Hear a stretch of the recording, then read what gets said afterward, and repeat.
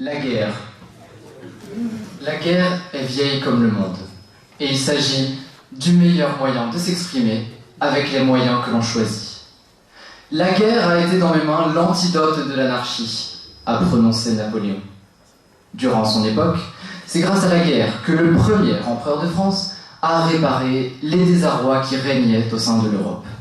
Il a utilisé la guerre comme un remède pour unifier et par conséquent soigner l'Europe. Violente, sanglante, inutile, même futile parfois, mais que de mots barbares pour décrire ce que certains qualifient d'un art, l'art de la guerre, l'art de dominer, de soumettre. Le pouvoir exécutif permet de ne pas forcément avoir à se justifier, même si l'on a tort, peu importe, si l'on est plus fort que l'opposant. La guerre est une institution digne. On parle bien de l'honneur d'un soldat.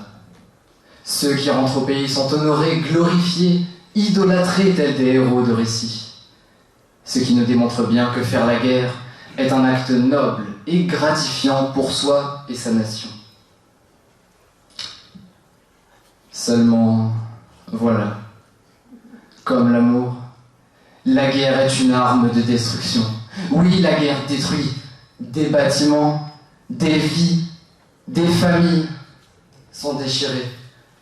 Lorsque les jeunes vont au combat ou que les femmes vont à l'usine, quand les parents, trop vieux pour se battre, restent en arrière et sont si souvent victimes de ces soi-disant dégâts collatéraux. Oui, c'est ce qu'ils ont dit, dégâts collatéraux, suivis de près par toutes nos condoléances. Entre de mauvaises mains, cette façon presque inhumaine de régler un conflit devient l'objet de multiples malheurs et catastrophes. En bref, des pires calamités que l'homme puisse subir. En plus, comme si cela ne suffisait pas, elle ruine les nations. Car voyez-vous, les États s'engagent corps et âme, mais surtout de par leur argent dans la guerre.